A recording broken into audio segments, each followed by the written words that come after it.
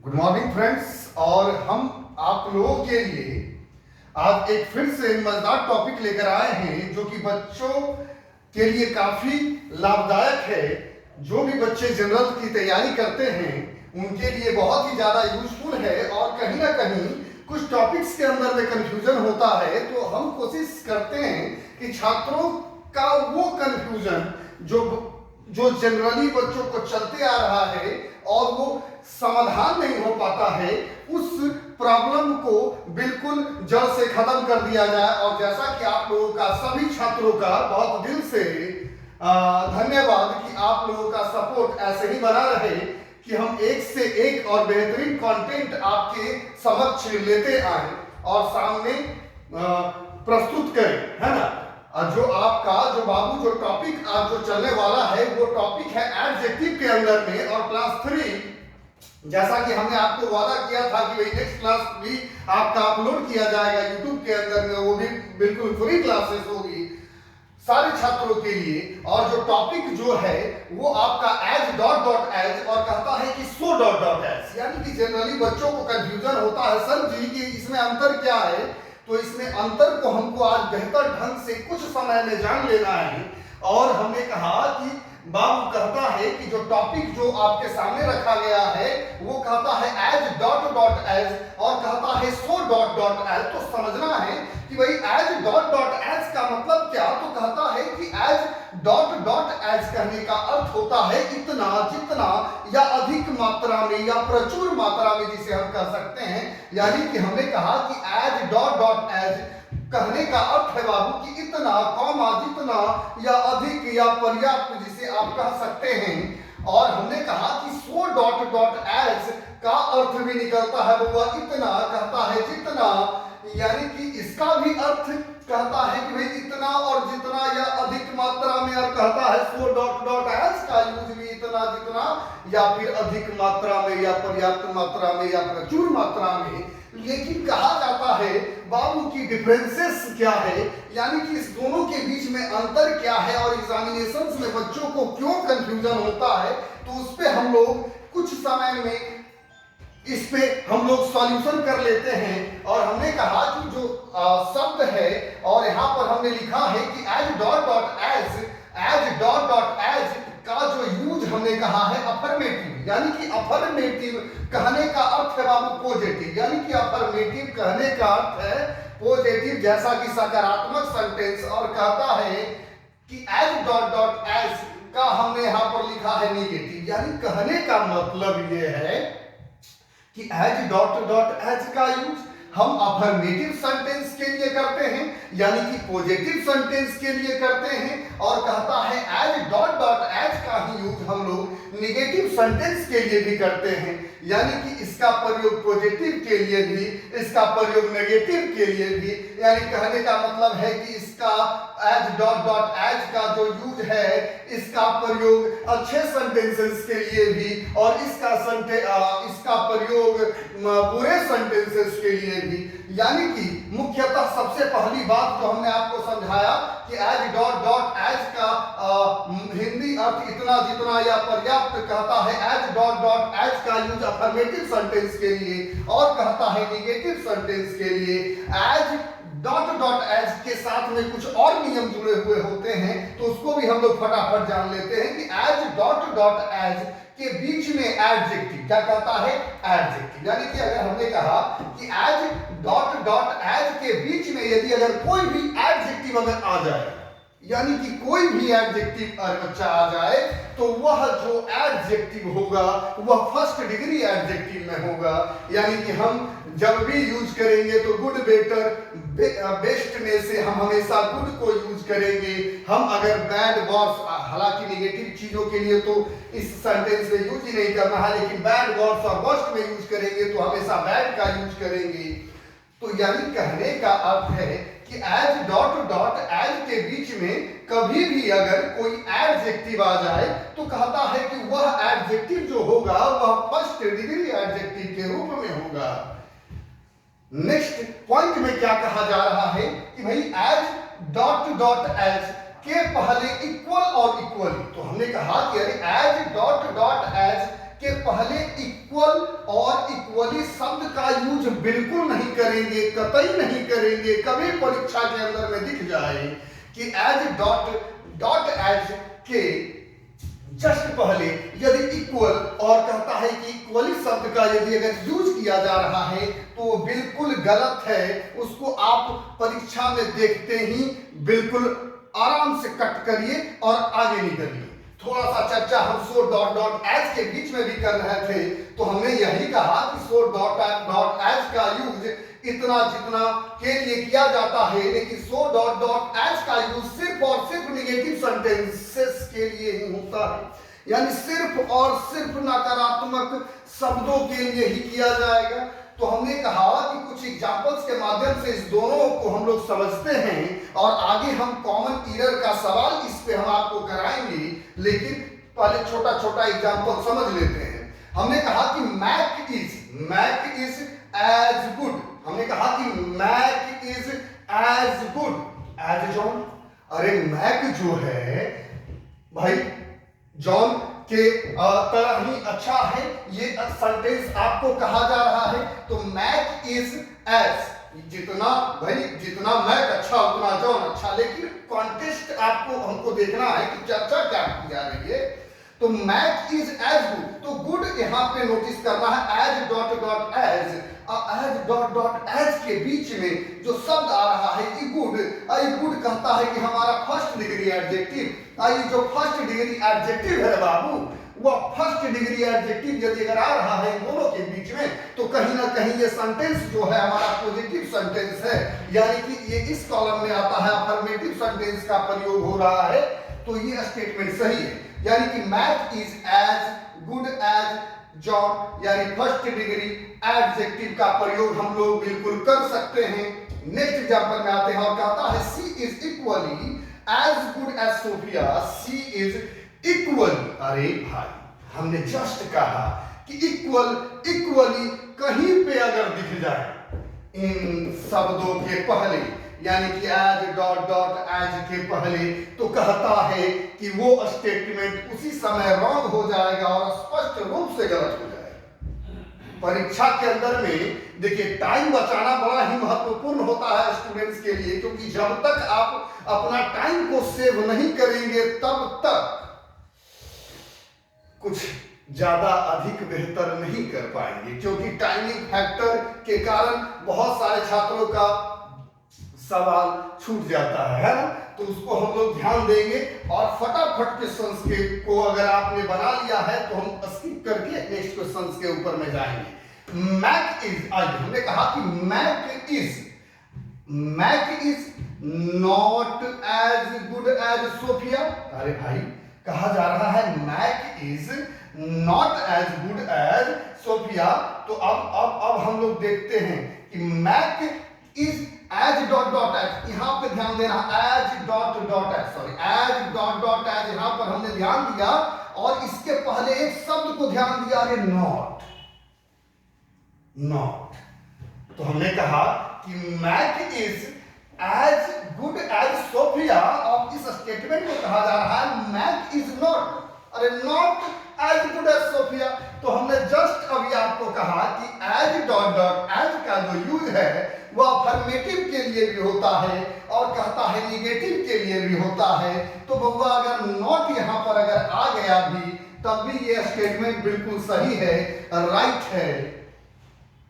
हम उम्मीद करते हैं कि आपको हर एक क्लास, जो पीछे का क्लास भी है, वो समझ में बेहतर ढंग से आ रहा होगा और ऐसे ही जिस प्रकार से आप सपोर्ट कर रहे हैं उसी प्रकार से आप सपोर्ट करते रहिए। और वीडियोज पसंद आता है अगर आप तो लाइक शेयर एंड सब्सक्राइब कर दिया करो, इसमें तेरा कुछ नहीं घाटा है ना। चलो आगे बढ़ते हैं। हमने कहा कि Mac is not so good as Sophia, Mac is not so good as Sophia. अब इस स्टेटमेंट को देखते हैं, Mac is not so good as Sophia. अरे भाई फिर से देखो यहां पे सो डॉट एज आ रहा है। अब यहां पे कह रहा है कि जो शब्द आ रहा है वो नॉट आ रहा है। तो अब एक निगेटिव में भी निगेटिव की चर्चा की जा रही है, तो थोड़ा सा इसको समझने से पहले हम लोग नीचे वाले सेंटेंस को समझ लेते हैं। कि स्पष्ट रूप में अगर हमने कहा कि Mac is so bad as John, Mac is so bad as John, तो हमने सो बैड एज जॉन, तो भाई देखो सो डॉट डॉट एज के बीच में बैड का प्रयोग किया जा रहा है, जो कि एक नकारात्मक शब्द है, निगेटिव शब्द है, बैड, स्टूपिड, ये सब आपको निगेटिव शब्द है। तो ये स्टेटमेंट कहीं ना कहीं वो स्पष्ट रूप से राइट है, लेकिन हम लोग इसको समझ लेते हैं थोड़ा ध्यान से, और हमने कहा कि अगर मान लेते हैं, चलो थोड़ा सा हम इसको यहाँ पे आराम से मान लेते हैं। सबसे पहले इस नॉट को इरेज कर देते हैं, इसको आपको नहीं मानना है। Mac is so good as Sophia, Mac is so good as Sophia, Mac is so good as Sophia. अब थोड़ा सा हम ध्यान देंगे तो नीचे में आ गया, अरे भाई सो डॉट डॉट एज का यूज, चलो अब लिखी के समझा देते हैं इसको। चलिए, हमने कहा कि Mac is not so good as Sophia. अब हमने कहा Mac is not so good as Sophia, तो सबसे पहले इस नॉट को हटा दो। अब देखिए स्पष्ट रूप से यहां पे आपको पता चल रहा होगा कि Mac is so good as, तो ये स्टेटमेंट जो है सर जी आपका बिल्कुल गलत है, क्योंकि सो डॉट डॉट एज का यूज हमने सिर्फ निगेटिव के लिए हमने किया है, और जब यहां पर इस नॉट को हमने जोड़ दिया तो ये स्टेटमेंट बिल्कुल क्या हो गया, राइट हो गया। यानी कि भाई अब ये स्टेटमेंट समझ में आ रहा होगा आपको, यानी कि अगर हम नॉट को देखना बंद कर दें, Mac is so good as, अरे सो डॉट डॉट एज का यूज, अब यहां पर गुड, अब कह रहा है गुड शब्द यूज कर दिया, भाई ये तो गड़बड़ है दया। अब इस गड़बड़ को अगर सही करना है, यानी कि ये अभी स्टेटमेंट राइट रॉन्ग है, सॉरी, जब इसको अगर हमको अगर सही करना है तो इसको हमको सो गुड एज के जस्ट पहले नॉट शब्द का प्रयोग करना पड़ेगा। तो हमने कर दिया कि Mac is not so good as Sophia, और ये स्टेटमेंट बिल्कुल राइट हो गया, जो कि आपको पहले भी लिखा हुआ। इसके आधार पर कुछ कॉमन एरर के क्वेश्चंस भी हम लोग देखेंगे, जो कि बच्चों को काफी परेशान करता है, तो इसको हम लोग देख लेंगे। और कॉमन एरर के अंदर में जो सवाल लिखे गए हैं, he is as, question number 1, हमने कहा he is as brilliant if not brilliant than any other boy in his class, बच्चा कॉमन एरर का सवाल देखता है, डर जाता है, अरे सर जी क्या होगा, तोप होगा, तूफान होगा। देखो कॉन्सेप्ट यदि अगर आपका, देखिए question is temporary but concept is permanent. अगर आपका कॉन्सेप्ट क्लियर होता है तो हम ये दावा के साथ कह सकते हैं बच्चा कि आपका सवाल आसानी से सॉल्व होगा। इसीलिए आप हमेशा कोशिश करें कि अपने कॉन्सेप्ट में वर्क करें, मेहनत करें और उसको और बेहतर से बेहतरीन बनाने की कोशिश करें। बाकी रही बात सपोर्ट्स की, तो वो हम लोगों के साथ में, आप लोगों के साथ में हमारा बिल्कुल रहेगा ही। हमने कहा कि he is as brilliant if not brilliant than any other boy in his class, तो कहता है ध्यान से देखो, अब हम पढ़े हैं as brilliant, अरे brilliant पॉजिटिव शब्द, यानी कि brilliant शब्द का प्रयोग पॉजिटिव कॉन्टेक्स्ट के लिए, तो अब भाई तो मान लिए। अब he is as brilliant, अरे यहाँ if काहे आ गया भाई, यहाँ if नहीं, if के स्थान पर as, क्योंकि हमने अभी जस्ट आपको बताया कि बाबा पॉजिटिव के लिए एज डॉट डॉट एज का यूज करेंगे और निगेटिव के लिए सो डॉट डॉट एज का यूज करेंगे, तो हम एक्स्ट्रा क्यों सोचें। चलिए, तो स्टेटमेंट ये रॉन्ग है, और हमने कहा कि he is as brilliant if not brilliant, तो इफ के स्थान पर झटके में क्या कर देना है, एज लगा देना है, और आंसर आपका बी नंबर। नेक्स्ट क्वेश्चन में आते हैं, this scheme is equally as useful as any other scheme and I like it. चलो भाई देख लेते हैं। क्वेश्चन में कह रहा दिस स्कीम इज, अरे फिर से आ गया।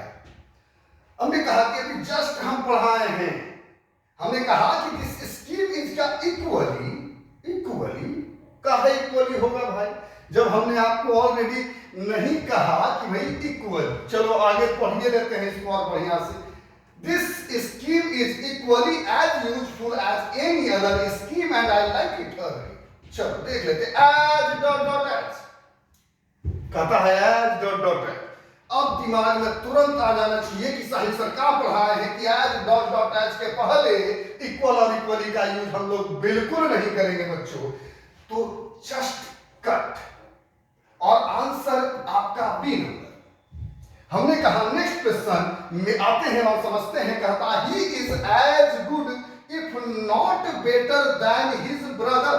अरे ही इज एज गुड, फिर से वही बात, फिर से वही झगड़। देखिए एग्जामिनर जो है ना आपको झगड़ में फंसाने की कोशिश करेगा। ध्यान देना, वो झगड़ से निकलना है कि फंसे रहना है वो आप पे टोटली डिपेंड करता है। वो तभी हो सकता है जब आप अपने कॉन्सेप्ट पे पकड़ बनाए, तब आसानी से कोई भी क्वेश्चन को आप डील करेंगे। बच्चे तो क्वेश्चन देखते अरे भूतनी के क्या है, बड़ा सवाल डिफिकल्ट है, काला अक्षर भैंस बराबर है सर जी, अरे इंग्लिश है, ओह माय गॉड, डरता है। अरे भाई हमारा फरमा कहा थी कि हमारे चचा हमारे बाबूजी हमारे दादाजी के कहलखिन अरे बहुत टफ है, रेलवे की तैयारी करो, खाली रेलवे की। अरे रेलवे करो तो कहीं ना कहीं मोनोपोली सेट हो गया कि पापा ने कहा चचा जी को, चचा जी ने कहा हमारे बड़े भाई जी को, बड़े भाई जी ने कहा हमको कि अरे इंग्लिश बड़ा टफ है। तो दिमाग में टफ नहीं घुसेगा तो आसान कैसे समझ जाएगा। अगर वह कहते पापा जी कहते चचा को अरे अंग्रेजी बड़ा आसान है, चचा जी कहते अरे कुछ नहीं चटनी है, अरे चचा जी कहते हमको बहुत आसान है। तो हम भी कहते अंग्रेजी बहुत आसान है। तो ये दिमाग में जो टफ और आसान का जो कंफ्यूजन है ना, इसको सबसे पहले दूर करो। और हम कहते हैं कि इंग्लिश बहुत आसान है, पढ़ने वाला होना चाहिए मजा से और पढ़ाने वाला होना चाहिए और मजा से। चलिए आइए, अभी तक पढ़ाए हैं, टफ लगेगा तो तुरंत कमेंट करेगा, तुरंत हम उस पे आएंगे और फिर नेक्स्ट वीडियो देंगे, फिर चर्चा करेंगे हम उसी पे।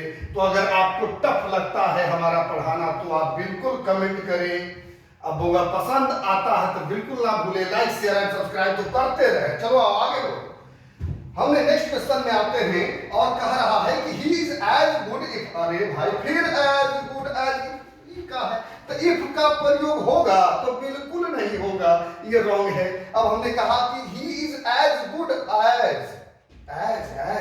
आप आंसर सी नंबर डायरेक्ट मिला क्वेश्चंस में आगे बढ़ेंगे और नेक्स्ट क्वेश्चन में जाएंगे और कहेंगे John was driving the car almost twice so far as Rock has.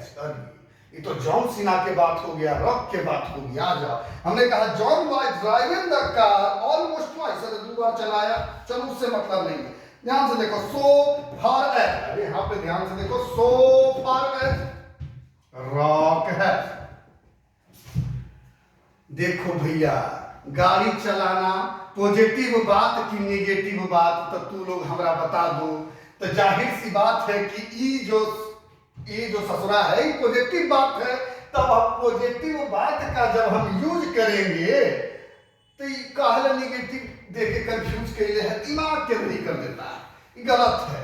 यानी कि सो डॉट डॉट, अरे सो फार देखो एडजेक्टिव है, आई फर्स्ट डिग्री में होना चाहिए। सो के जगह पर देखो, खाली सो के जगह पर तुम एज बदल दो और सेंटेंस आपका बिल्कुल सही और आंसर हमारा डी नंबर हो गया। तो बच्चन को पगलाया रहता है सवाल, बच्चन टेंशन में रहता है सर जी कैसे सॉल्व होगा। तो सर जी सॉल्व होगा, आप बने रहे। चलिए आइए नेक्स्ट टॉपिक पे बढ़ते हैं और 5 मिनट के टॉपिक है वो हम कहा छोड़ दे, उसको भी देख ही लेते हैं। चलिए आइए,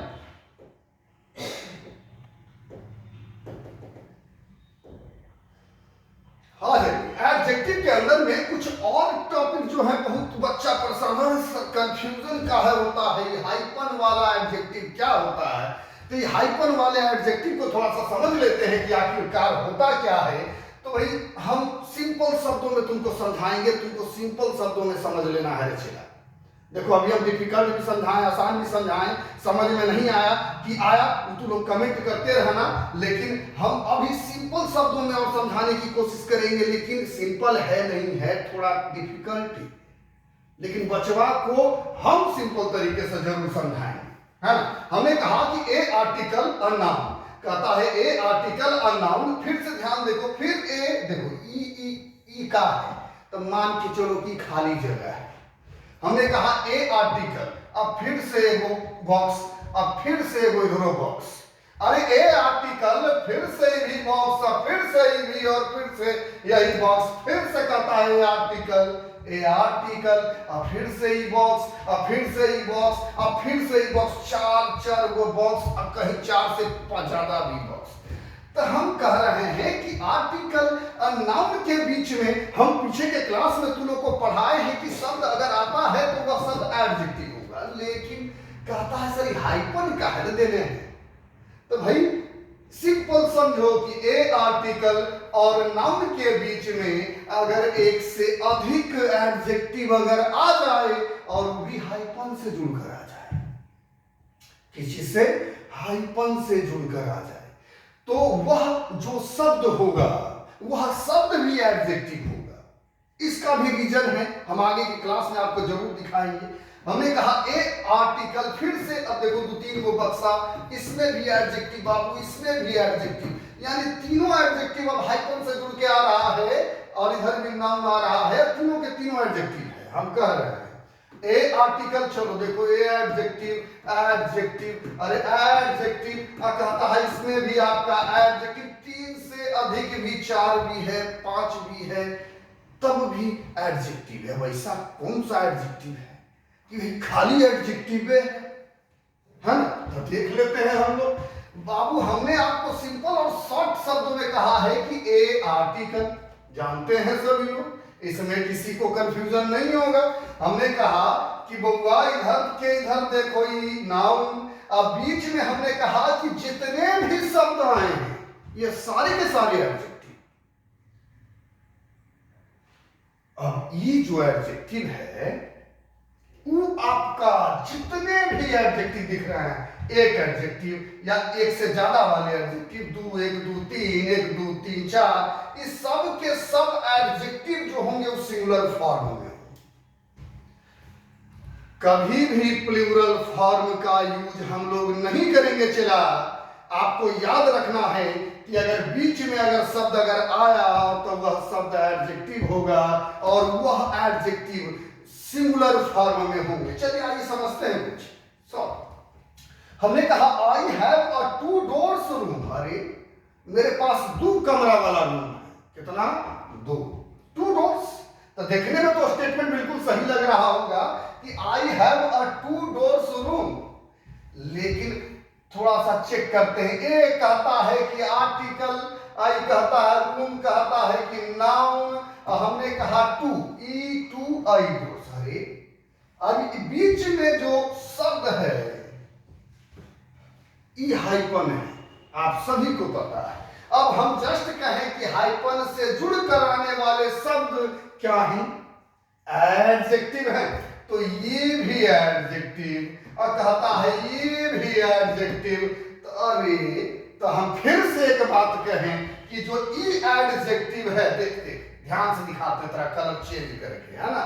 ई भी जो एडजेक्टिव आ जाओ, ये सारे एडजेक्टिव जो हैं ये सिंगुलर हैं। क्या हैं? सिंगुलर है। तो I have a 2 doors room, तो 2 डोर्स नहीं बल्कि कहता है 2 डोर रूम,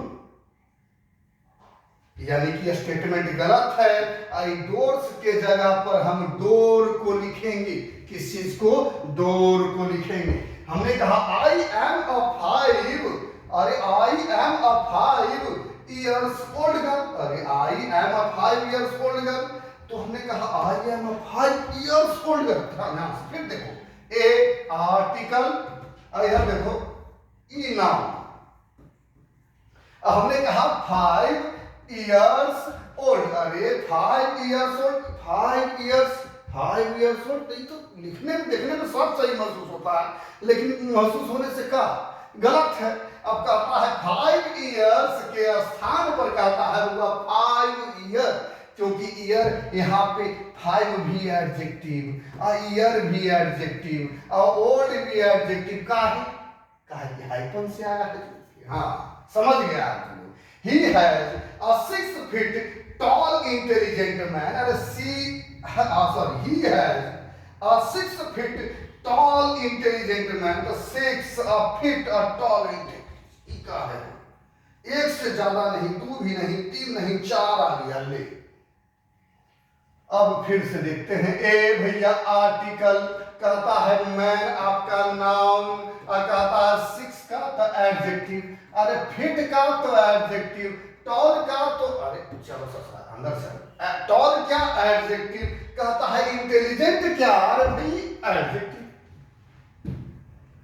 तो हमारा तो उम्मीद है कि अब ये एडजेक्टिव है तो कौनों बैलबुद्धियों के समझ में आ गया होगा कि एडजेक्टिव जो होगा सर सिंगुलर होगा, लेकिन अब ये पता नहीं है कि सर जी आराम से प्लूरल वाला शब्द क्या है। तो याद करो, हम लोग फुट बोलते हैं, सिंगुलर फॉर्म को फिट कभी भी नहीं बोलते हैं। आपको एग्जामिनर पगलाएगा, अब बैल बुद्धि सब पगला जाएगा। तो ये तो गड़बड़ सड़बड़ कॉन्सेप्ट को दिमाग में रखे हुए रहते हैं, इसलिए आप लोग बोला जाते हैं। तो गड़बड़ सड़बड़ दिमाग में बिल्कुल नहीं रखना है चला। तो अब कुछ शब्द जो इंपॉर्टेंट है सुन लो मौखिक। अरे फुट का प्लूरल फिट, तुथ तुथ का प्लूरल तिथ, अरे गूज GOOS गूज, तो गूज का प्लूरल गीज। ये कुछ शब्द हैं जो आपको हम आगे भी पढ़ाएंगे। ये प्लूरल हैं जो आपको कंफ्यूज करने की कोशिश करेगा, लेकिन कंफ्यूज नहीं होना है। He has a 6 feet fit, अरे फिट तो फिट के स्थान पर फुट टॉल इंटेलिजेंट मैन।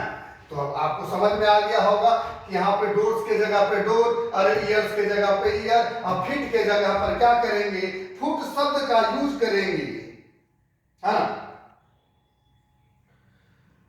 उम्मीद करते हैं कि आप सभी को बेहतर से समझ में आ रहा है। चलो एक आपको कॉमन एरर के सवाल देख लेते हैं, समय ज्यादा हो गया है। हमने कहा 5 mile walk is conducive to health. अब 5 mile walk is conducive to health. अब इसमें थोड़ा समझने वाली बात है कि जो जैसा सवाल है ना बाबू वैसा ही है। ये मत कहना कि सर जी हाइपर वाइपर है, कहीं नहीं है।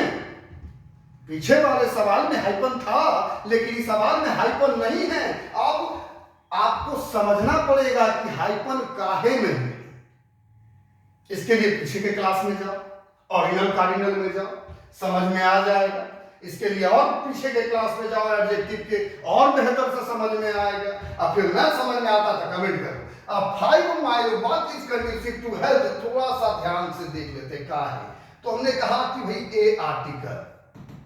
अब नाउन बच्चा को कंफ्यूजन हो रहा है कि नाउन आखिर है क्या। चलो ए आर्टिकल, तो ये जो शब्द है वॉक जो शब्द है यहाँ पर नाउन है स्पष्ट रूप में। यानी कि हमने कहा कि आर्टिकल के बाद जो शब्द हमने इधर बोला वो शब्द बोला नाउन, और बीच में जो 5 आ रहा और माइल आ रहा है यह शब्द एडजेक्टिव होगा।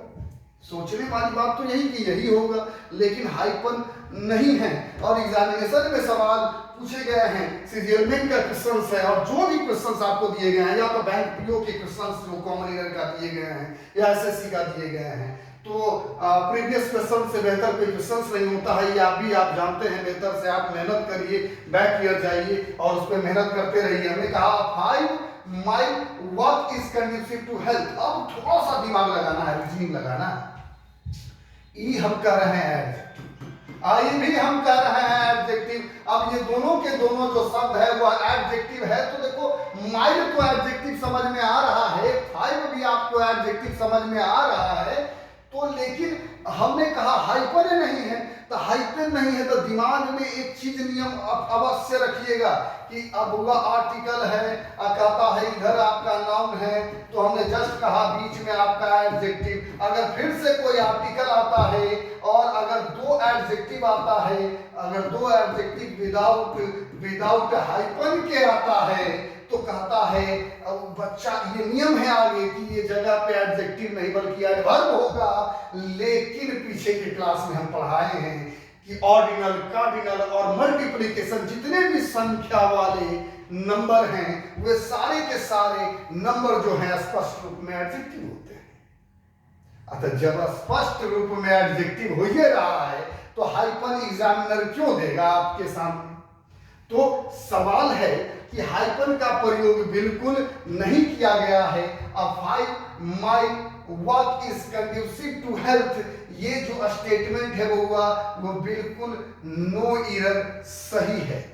कॉमन एरर के अंदर में नो एरर एक ऐसा प्रश्न है जो अगर सही अगर है तो सही को सही कहना थोड़ा मुश्किल होता है, गलत को तो तुरंत फलाना गलत है, लेकिन सही को सत्यापित करने के लिए आपको हर एक बात को यही में सही है, यही में सही है, यही में सही है, सत्यापित करना पड़ेगा।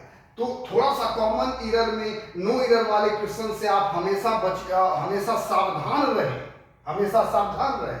अभी तुरंत आप पकड़ते कि अब 5 माइल के जगह माइल से कराता है, अरे सर जी लगा है प्लूरल है, ये माइल्स के जगह पे माइल होगी, लेकिन माइल है तब पूरा पढ़ी ले पूरा पर। अब 5 mile walk is conducive to health, no error D, तो इसको तो सत्यापित करना पड़ेगा ना बाबू मेरे। और यहाँ पे स्पष्ट रूप में हमने बोला कि नो एरर डी। उम्मीद करते हैं कि आपको हर एक छात्रों को क्लास पसंद आ रहा होगा।